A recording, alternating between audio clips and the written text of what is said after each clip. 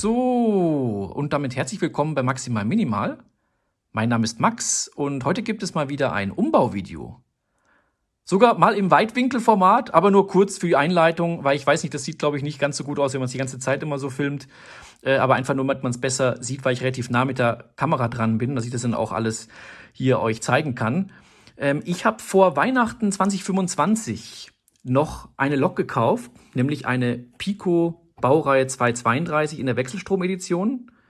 Ohne Sound, also ganz klassisch nur in Anführungszeichen mit Lichtfunktionen. Die war im Jahr ausverkauft. Ich habe sie relativ günstig bekommen. Ich glaube, das waren dann 179 €. Und habe ich dann zugeschlagen. In der Cargo-Variante, die zeige ich euch dann nachher auch. Und die würde ich jetzt gerne umbauen mit stromführenden Kupplungen von Rocco. Kennt ihr ja schon bereits, haben wir bei der Baureihe 217 schon gemacht für unseren Reinigungszug. Aber wollte ich euch einfach nur mal kurz zeigen, vielleicht für die, die es noch nicht kennen. Und dann aber auch zeigen, wie ich einen Schleiferwagen nämlich dahinter mache. Also ich würde den Wagen nämlich nehmen, einen Schiebeplanenwagen, und der ganze Zug wird aus Schiebeplanwägen sozusagen bestehen komplett, deswegen mal was Neues.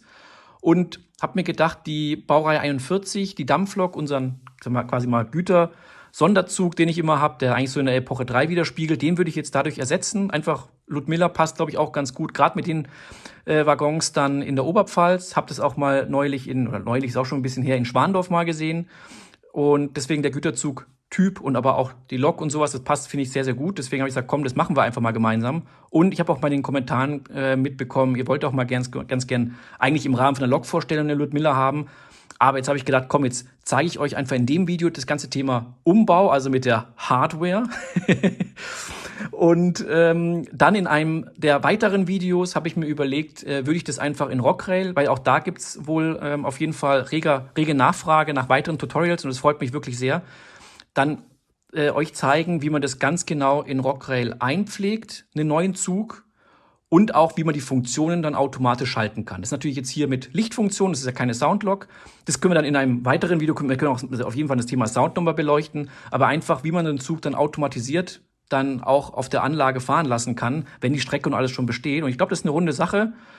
Und freue mich da auf jeden Fall drauf und wünsche ganz viel Spaß dabei. So, und jetzt habe ich euch mal wieder ein bisschen näher rangeholt. Also wir haben eine Pico-Lok, die Rocco stromführende Kupplungen bekommt, und einen Märkten Schleiferwagen, also alle großen Firmen vertreten, oder? Und das ist keine Werbung, wirklich nicht. Das wisst ihr ja, alle Sachen werden selbst gekauft. So, und wenn ich die Lok mal auspacke, weil da haben wir nämlich das gute Stück. Ich mache euch da mal ein bisschen schärfer. Dann machen wir die mal jetzt zur Seite.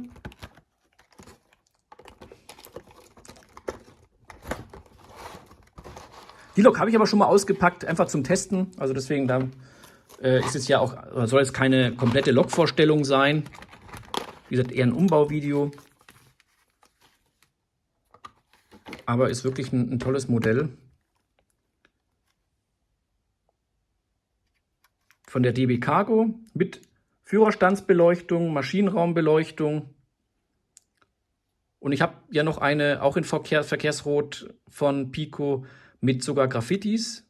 Die hat auch Sound, aber ich wollte jetzt einfach die hier hernehmen, weil ich die jetzt einfach, so mal jüngste Anführungszeichen, gekauft hatte und die mit dem DB Cargo Emblem einfach, finde ich, ganz gut passt. Aber das ist auch nicht die letzte Ludmilla. Ich glaube, wir haben noch jede Menge zum Umbauen. Auch von Märklin sind ja noch einige da. Also fangen wir mal quasi langsam damit an. Ja, da haben wir jetzt unsere Lok super scharf und in einem wunderbaren Ambiente, nämlich in einem wunderschön gestalteten und aufgeräumten Schreibtisch. Naja, ich hoffe, ihr könnt drüber hinwegsehen. Es ist wirklich immer einiges los, und wir befassen uns ja eigentlich gerade wirklich mit dem Anlagenbau. Da bleibt das Thema eigentlich immer liegen. Auch Loks habe ich schon lange nicht mehr umgebaut. Deswegen, wenn ihr auch die Videos anguckt, ich habe da auch nichts mehr gemacht. Ich nehme euch ja überall mit. Ja, so ist es immer dann. Aber ich glaube, ich habe auch schon mitgekriegt, das ist doch bei vielen von euch so, dass der Schreibtisch nicht zu den aufgeräumtesten Teilen im Modellbahnzimmer dazu gehört, genau. Ich habe jetzt mal hier die Bedienungsanleitung nochmal mitgenommen, deswegen, wir haben hier 2 Schrauben unten, die wir lösen können. Dann können wir nämlich das Gehäuse gleich mal öffnen, und ich würde sagen, das machen wir jetzt einfach auch mit einem schönen Schraubenzieher.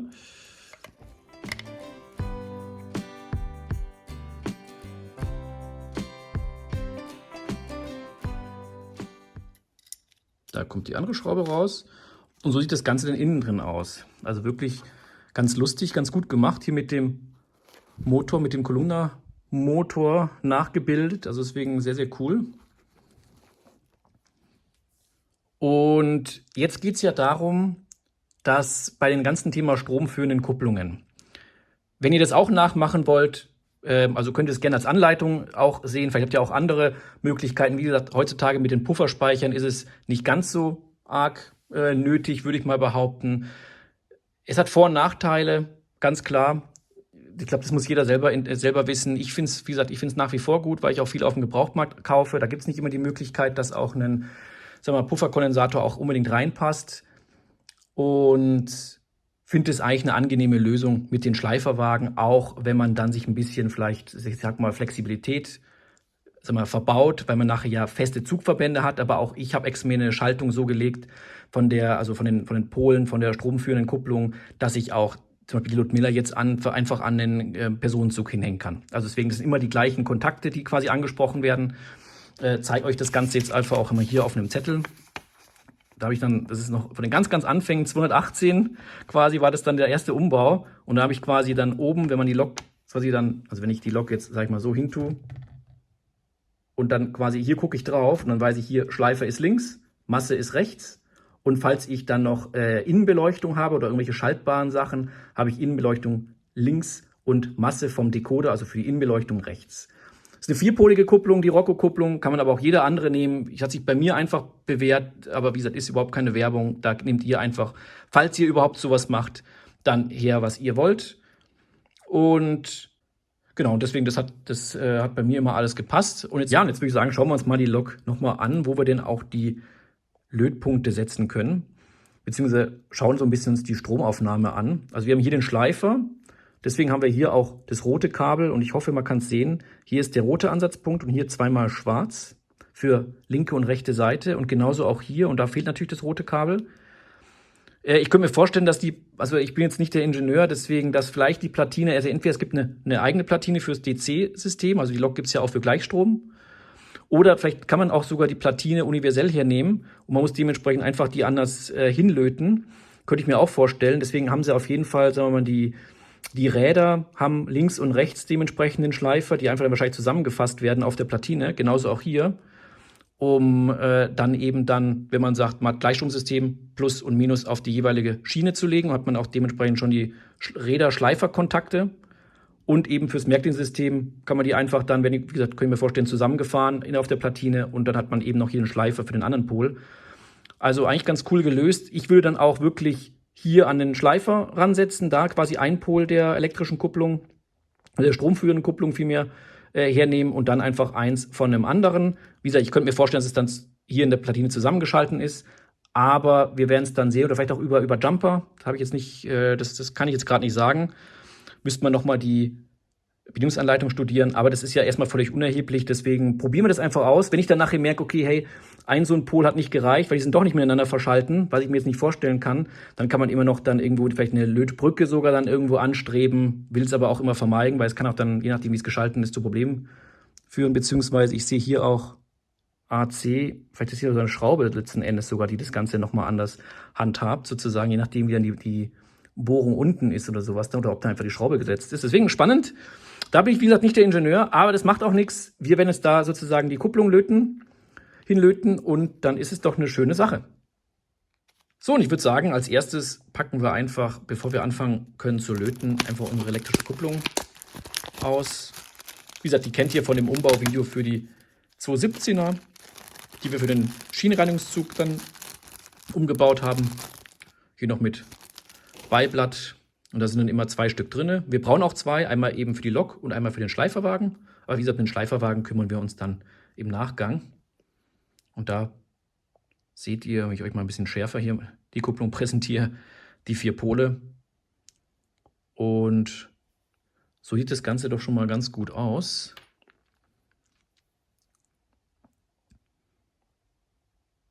Und ich würde sagen, beginnen wir. So, und ich würde sagen, wir machen als erstes mal hier, das können wir schon hinlegen, Da geht jetzt nichts kaputt. Die Kupplungen raus. Ein bisschen euch das schärfer machen.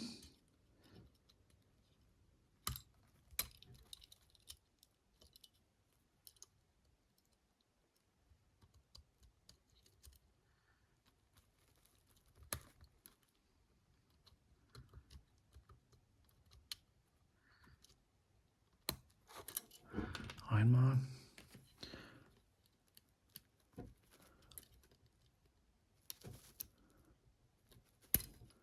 Zweimal.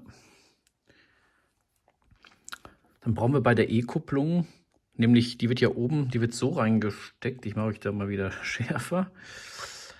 Also quasi, das ist ja ein bisschen weiter nach oben versetzt. Und deswegen brauchen wir unten die beiden Kabel. Brauchen wir gar nicht, weil wir vorher gesehen haben, die sind ja nur für die Innenbeleuchtung. Und die haben wir jetzt bei der Lok ja nicht. Eine schaltbare. Und deswegen schneiden wir einfach die Kabel gleich mal weg. Dann haben wir es nämlich gleich ein bisschen ordentlicher. So sieht das Ganze nämlich dann aus. Nur noch zweipolig. Und da der Schleifer hier vorne ist, und ich würde es gern auch beibehalten, also natürlich, aber ich würde sagen, dass die so vorwärts fährt, damit dann, wenn der Schleiferwagen kommt, damit ein größerer Abstand ist.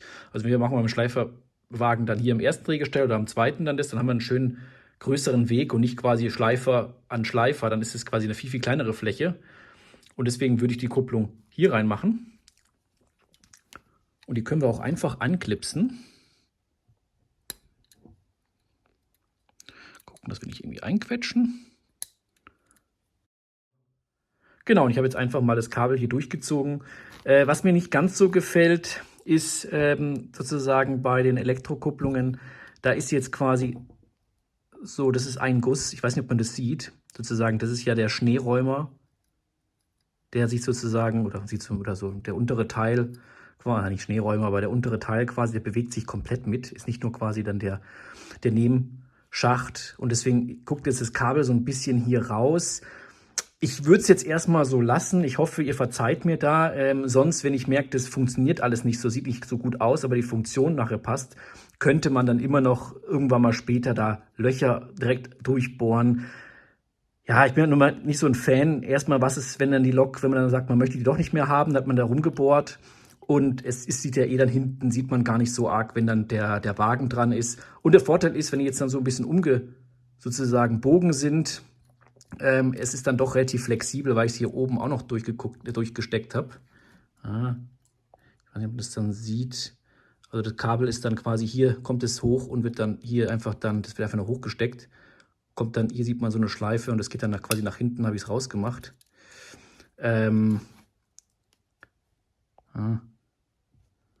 Licht heute ist irgendwie, vielleicht, also hier kommt das Ganze dann quasi dann raus. Hier sieht man das Schwarze und dann hier auch nochmal das Schwarze. Und deswegen, ich würde es jetzt erstmal lassen, weil die Funktion eigentlich, also es ist auf jeden Fall sehr flexibel, das passt. Aber ob das, wie gesagt, sieht natürlich hier mit dem Kabel nicht ganz so schön aus. Aber jetzt schauen wir mal, ob das, wenn es nachher wirklich dann im Verbund stört, wie gesagt, Löcher sind schnell gebohrt. Und jetzt würde ich mal im nächsten Schritt nur kurz gucken, ob ich die Platine loslösen kann. Weil vielleicht kann ich dann die Kabel unten drunter verstecken. Sonst, man kann natürlich dann immer die jetzt hier an links und rechts dann einfach hier hinmachen. Dann würde ich die vorne anlöten. Wobei man wahrscheinlich den Masseanschluss könnte man sogar hinten nehmen. Ich nehme ihn lieber jetzt vorne mit beiden Kabeln, weil abzwicken kann man nachher immer noch ein Kabel, sollte es dann nochmal sauberer sein. Aber jetzt schauen wir mal, wenn ich die Platine, wie gesagt, ich mache das erstmal hier sauber, das sind so Metalldinger. Wenn ich die Platine erstmal abmache, vielleicht finde ich dann noch irgendeinen alternativen Weg. Der Schraubenzieher ist nicht gut. So, mit dem richtigen Schraubenzieher geht das Ganze dann.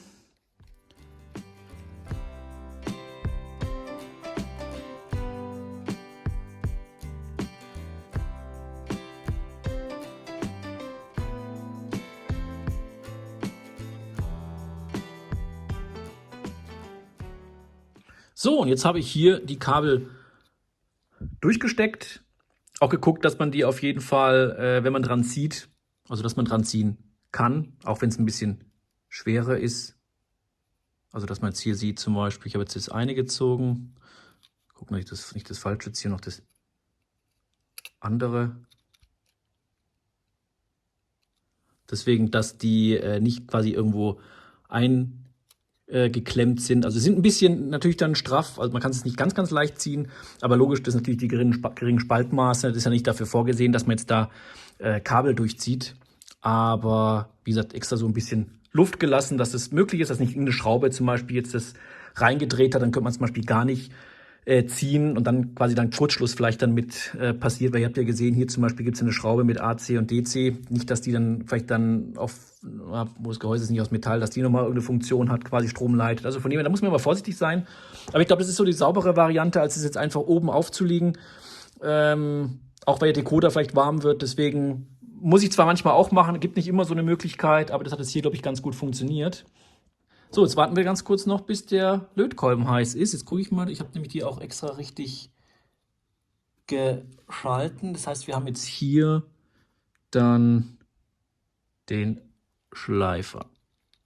Das ist in der richtigen Position.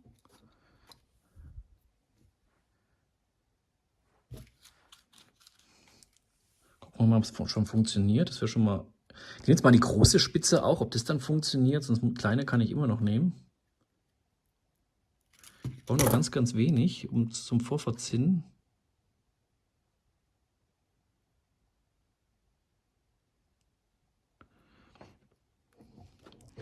Und dann kann ich das einfach hier. Ich nehme noch mal ein bisschen was. Und tue das dann hier an das rote Kabel dran löten.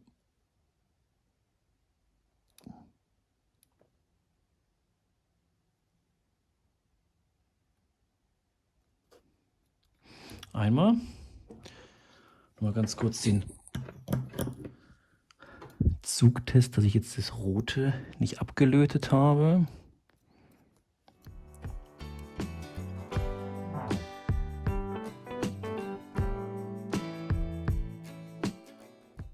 Ja. So. Perfekt. Das war's schon. Das kann man jetzt noch ein bisschen sauberer an die Seite hin machen. Das ist ein bisschen warm geworden, das macht aber überhaupt nichts. Aber ich glaube, da sind wir doch mal ganz gut vorangekommen. Ja, und ich würde sagen, da jetzt ja alles perfekt ist, ich habe es gerade eben noch mal am Prüfstand getestet, funktioniert alles. Das machen wir nachher mit dem Schleiferwagen sowieso noch mal, aber einfach nochmal zur Sicherheit. Und jetzt würde ich sagen, montieren wir das Gehäuse wieder. Das nun wieder richtig montieren. Die Kabel, die werden dann einfach runtergedrückt, das ist kein Problem. Dass da keine Spannung ist. Gucken, kam das hier. So, kleine Ergänzung. Ich habe jetzt doch nochmal umverdrahtet und dann doch die Kabel hier oben rübergehen lassen und dann quasi dann da in die Mitte rein und dann hier wieder rauskommen lassen. Einfach aus dem Grund, weil die Platine quasi an diesem Kunststoffdinger hier überall aufliegt. Also da ist dann immer so ein Kunststoffteil, das sieht man jetzt hier nicht ganz, genauso auch auf der Seite. Ja, also man sieht dann letzten Endes, das liegt dann drauf, die Platine. Und wenn natürlich die Kabel unten drunter sind, die lassen sich natürlich dann trotzdem ziehen. Das ist gar kein Thema, lassen sie sich jetzt auch. Aber es liegt halt auf und dementsprechend das Gehäuse schließt dann nicht ganz 100%ig, wie gesagt 99%ig. Aber ich habe es jetzt einfach nochmal besser gemacht, weil dann ist es jetzt für die Ewigkeit. Hoffen wir mal. So, und so sieht das Ganze jetzt fertig aus. Und ich finde, vom Rahmen zum Gehäuse sieht es jetzt viel, viel bündiger aus, als es vorher war. Weil da hat sich, wie gesagt, vom Kabel hat sich das ein bisschen gehoben. Und ich würde sagen, weiter geht's. So, und als nächstes geht es darum, dass wir den Schleiferwagen uns vornehmen. Deswegen, ich würde sagen, den packen wir mal aus.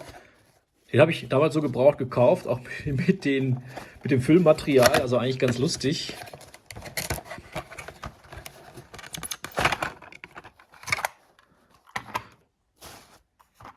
Und da haben wir unseren schönen Wagen. Und dann wollte ich euch noch zeigen, sorry, ich kaufe ja hin und wieder dann so Wagen mit Schleife unten drunter. Also hier gibt es zum Beispiel einen mit Schlusslichtern. Das heißt, der hat dann wirklich unten drunter auch einen Schleifer gehabt für, klar, also Schleifer und Masse dementsprechend Abgriff. Und ich habe sonst davor immer meine Schleiferwagen selber gebastelt, mit alten Teilen, die ich hatte, mit hinschraubbarem Schleifer, sagen wir es mal so. Und jetzt, ich würde auch ein bisschen professioneller werden, beziehungsweise um euch das auch näher zu bringen, habe ich jetzt einfach zum Beispiel das Schleiferdrehgestell ausgebaut. Das ist komplett mit den, man kann es erkennen, mit den Masseblechen. Und deswegen, das können wir einfach austauschen. Deswegen, ich achte auch darauf, ihr seht, das ist das gleiche Drehgestell. Das wird nichts anderes dann hinmachen. Und da war noch ein Gewicht dabei, um den Schleifer auch nach unten zu halten. Deswegen den habe ich auch ausgebaut, beziehungsweise das ist geklebt. Deswegen das kleben wir nachher auch einfach wieder, denken wir sogar mit Heißkleber dann hin. Und wir brauchen dann noch unsere E-Kupplung.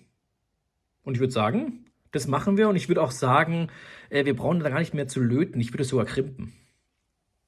Und deswegen machen wir mal den Wagen auf, weil der ist einfach nur gespreizt. Quasi mit so Haltenasen. Wenn ich den links und rechts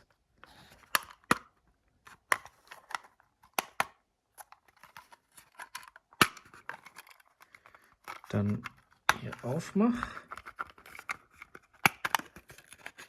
So, kann ich das nämlich einfach aufmachen.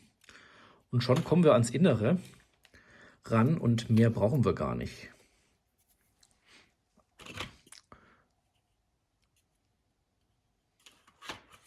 Genau. Und dann nehmen wir uns dann eine Seite einfach wieder vor. Erstmal die Kupplung weg, weil die brauchen wir dann nicht. Und dann würde ich sagen, machen wir gleich mal hier auf der anderen Seite, dass wir wirklich den größten Weg haben. Machen wir das Drehgestell. Hopsa. So.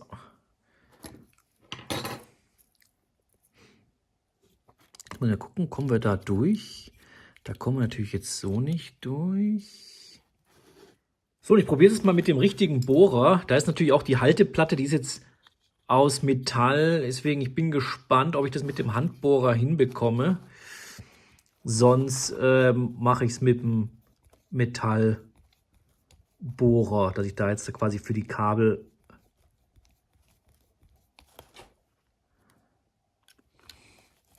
dann fürs Drehgestell da was mache. Deswegen müssen wir mal probieren. Nur mit dem großen Akkubohrer kann man halt viel auch wieder kaputt machen. Deswegen, vielleicht kriegen wir es ja so hin. So. So sieht das Ganze dann sauber aus. War jetzt doch ein bisschen aufwendig, aber es ist so besser, weil mit dem normalen, ich sag mal, Schraubendreher oder Akkubohrer ist es manchmal ein bisschen gefährlich, dass man da abrutscht oder eher mehr kaputt macht. So, jetzt schauen wir mal, dass wir das dann nur hier noch ein bisschen... So, dann haben wir es nämlich dann. Ich habe es mit dem Schraubenzieher nochmal einfach hier reingedrückt, dass es ein bisschen abgeschrägt ist.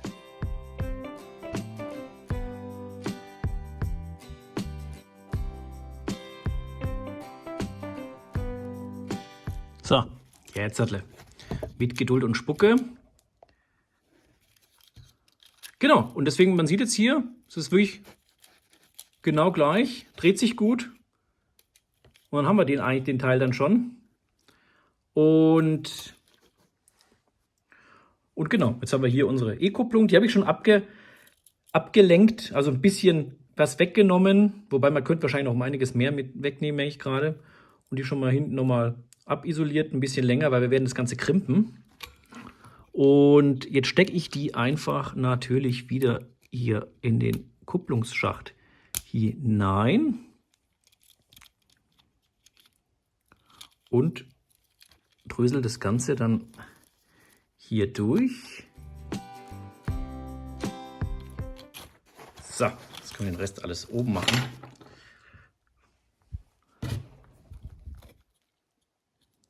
Und da würde ich jetzt sogar noch mal ein bisschen abisolieren.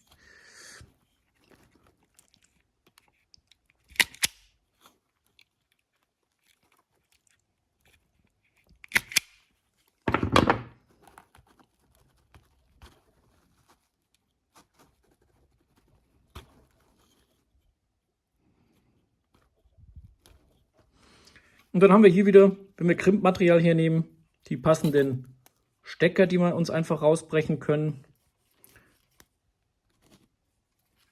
Brauchen wir 2 Stück.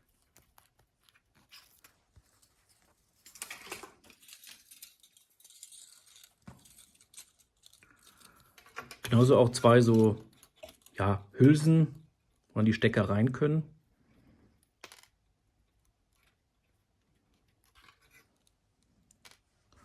So.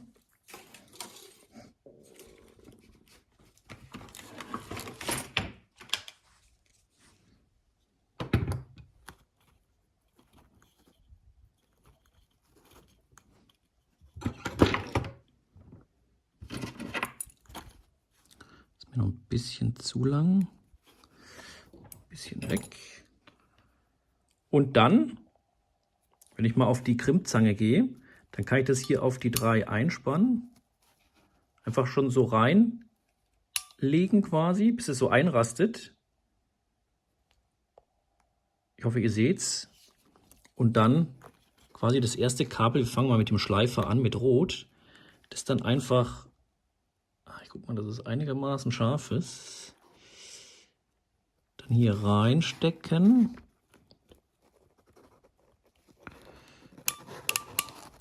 Und dann einfach zudrücken. Und dann ist es eigentlich eine saubere, schlüssige Variante.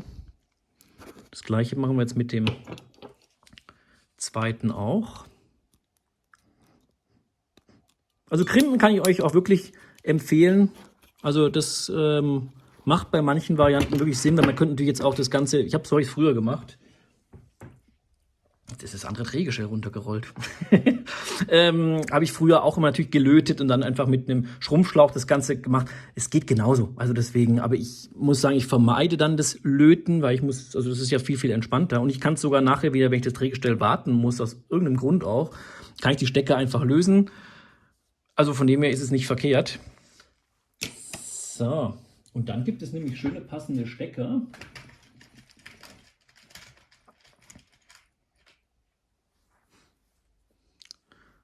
Gucken wir nur mal, dass ich das dann auch richtig rum dann alles mache.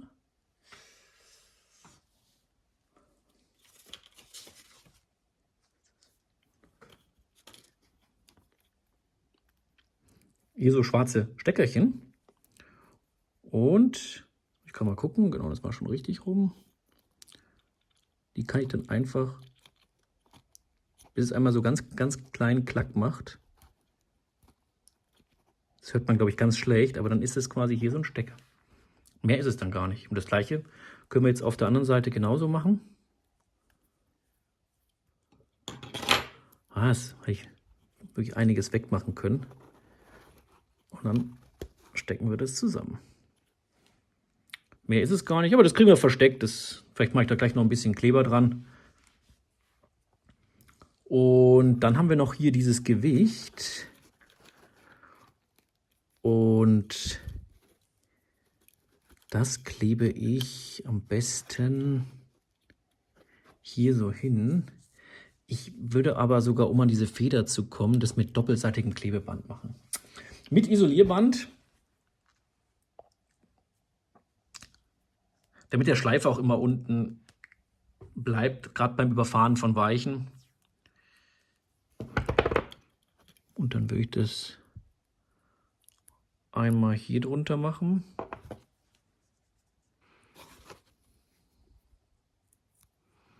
Und einmal hier drunter, zweimal Kleber. Und damit ich einfach an diese Feder rankomme, falls mal irgendwas ist. So, jetzt bin ich an die Kamera gekommen. Und dann kann ich das hier mittig Dass auch nicht festklebe, also die Feder nicht festklebe.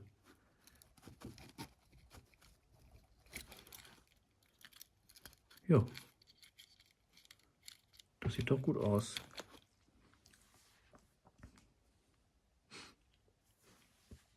Ja, mehr ist es nicht. Und die Kabel, die verdrille ich jetzt da einfach so ein bisschen. Und dann können wir nämlich jetzt einfach das Gehäuse nämlich dann draufsetzen. Dass nichts einklemmt. Genau, hier lässt sich auch alles drehen. Hier ist nämlich unser Drehgestell. Und dann, dass wir da das richtig...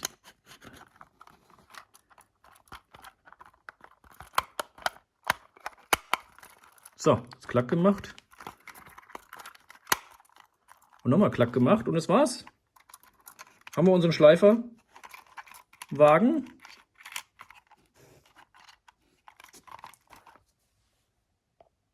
Und ihr habt gesehen, es geht relativ einfach. Deswegen, das ist erstmal sozusagen der ganze Umbau. Und ich würde sagen, jetzt bilde ich mal den Zug auf der Anlage, baue mal alles auf und dann würde ich sagen, machen wir eine kleine Testfahrt. Freue mich drauf und bis gleich.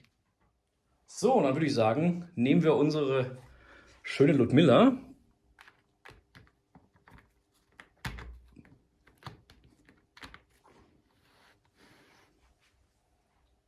Mit unserem Schleiferwagen.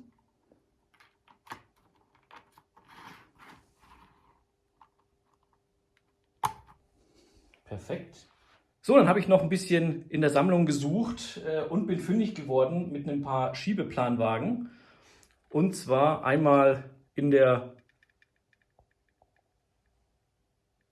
Cargo-Variante. Deswegen den können wir jetzt eigentlich noch schön drauf machen. Und dann auch noch jede Menge kleine Varianten. Ich hoffe irgendwie, das kriege ich jetzt so hin, ohne dass es jetzt...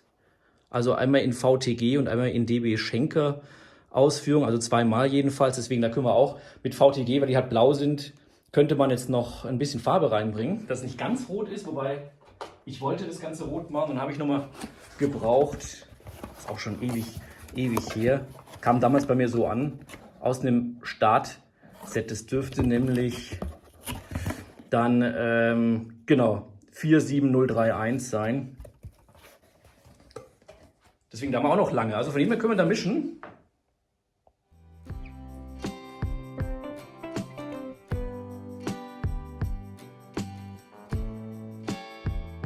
So, und was meint ihr zur Zugzusammenstellung? Passt es soweit? Oder sollen wir die blauen Wagen lieber rausnehmen? Aber ich glaube, bringt vielleicht ein bisschen Farbe rein. Aber es gibt auch einheitlich rote Züge, so ist es nicht. Ich würde sagen, jetzt drehen wir mal eine kleine Testrunde. So, und wir schalten die Beleuchtung ein und auch die Maschinenraumbeleuchtung. Und dann würde ich sagen, fahren wir manuell aus dem Gleis, machen das Signal noch auf grün, einfach zum Spaß.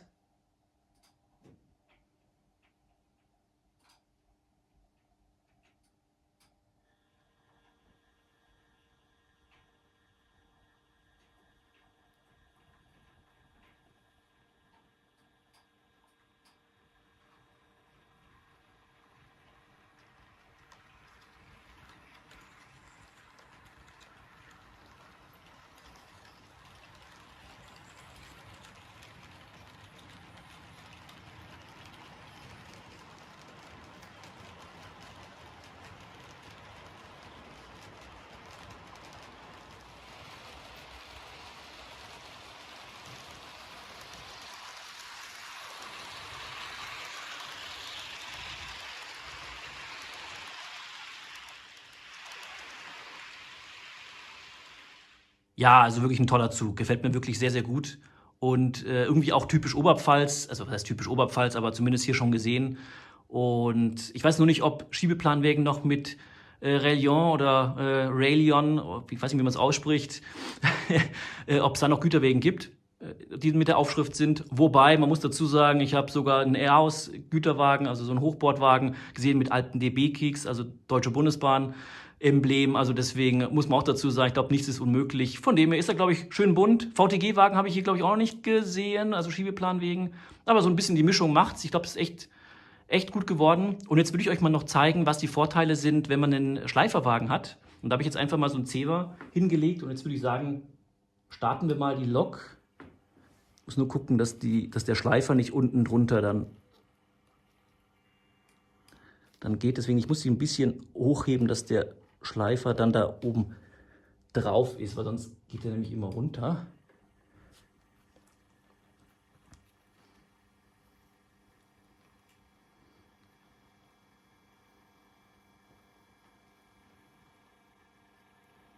Und ihr seht, die Lok fährt immer noch. Und jetzt ist der Schleiferwagen komplett sozusagen auf dem Papier. Und vorher war die Lok komplett auf dem Papier. Und obwohl hier ein Riesenabschnitt ist, der abisoliert ist, fährt der Zug hier ohne Probleme drüber. Und das ist sozusagen ein großer Vorteil, den ich sehe. Wie gesagt, man nimmt sich ein bisschen Flexibilität bei der Zugwahl. Jetzt, wobei ich habe jetzt hier überall Kurzkupplungen, seht ihr.